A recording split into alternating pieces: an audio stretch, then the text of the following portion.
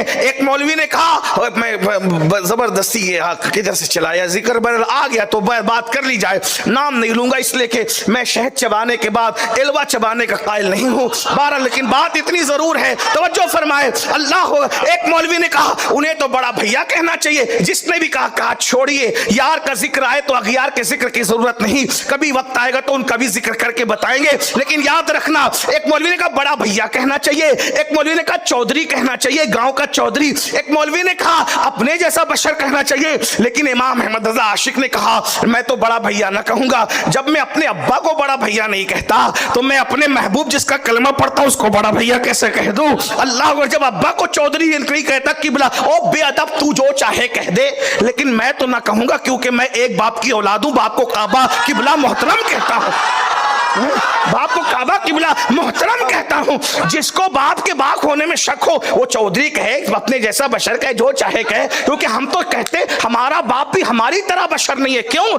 इसलिए कि अपने आप को देखो तो कुछ नहीं मिलता, लेकिन बाप को प्यार से देखो तो मकबूल हज का सवाब मिलता है।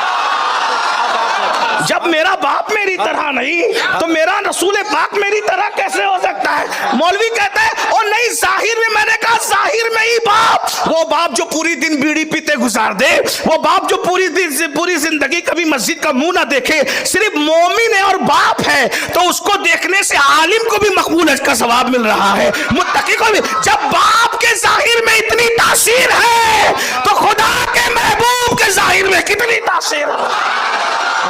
तो जाहिर ही की बात है ना, नबी के बातिन पे तो कोई बात ही नहीं हो सकती। अरे जब मैं अल्लामा अशरफ मियां के बातिन पे बात नहीं कर सकता तो जिसका कलमा पढ़ता हूं उसका बातिन मुझे क्या बता है? जाहिर ही में तो सिद्दीक अकबर उलझे हुए हैं।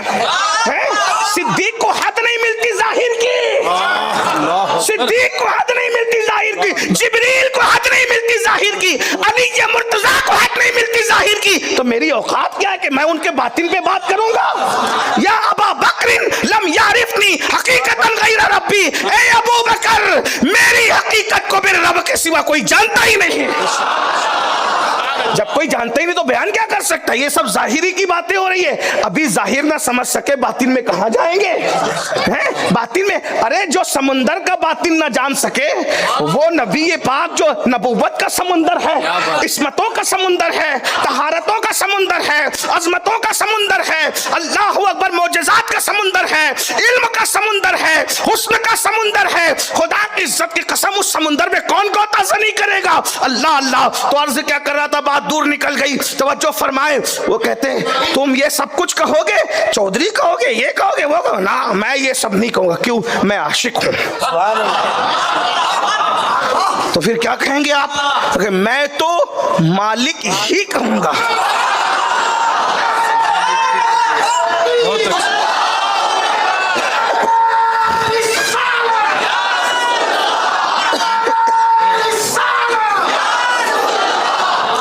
दक्कन की जमीन उर्दू की पैदाइश की जमीन है, पैदा यहां हुई है, जवान होकर लखनऊ गई है। जहां जवान होकर पहुंची वो तो उर्दू समझ रहे हैं, लेकिन जहां पैदा हुई अगर वो ना समझेंगे तो फिर मुझे यहां तकरीर बंद करना चाहिए।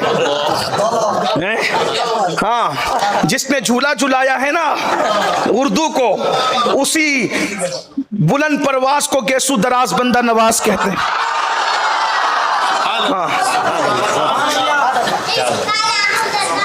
तो उर्दू आप नहीं समझ रहे?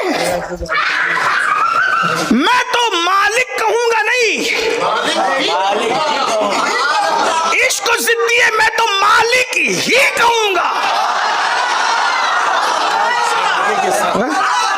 मालिक ही कहूंगा। शायद दुनिया कुछ कहे नहीं ये मौलाना शिर्क है। क्यों? मालिक तो अल्लाह है। कहा मुझे तू मामूली मौलवी न समझ, ये 2 रकत वाला। इमाम अहमद रजा ने बताया 108 उलूम व फनून का माहिर हूँ। हाँ, 108 उलूम व फनून का माहिर हूँ मैं, वो 2 रकत वाला नहीं हूँ कि तू मुझे जब डराएगा शिर्क से तो मैं डर जाऊंगा। मैं तो दलील भी रखता हूँ। जो शेर और शायरी में इतनी दलील रखता हो, फतावा में उसकी दलीलों का आलम क्या होगा? हाँ, अब सुन, मैं मालिक ही कहूंगा, वापस नहीं लूंगा, मालिक ही कहूंगा। दलील इसलिए कि मालिक कहने की वजह यह है और मालिक ही कहने की वजह यह है मैं तो मालिक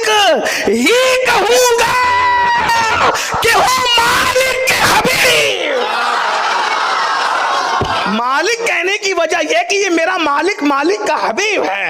अब कहते हैं मैं तो मालिक ही कहूंगा कि वो मालिक के हबीब यानी महबूब मुहिब में नहीं मेरा तेरा।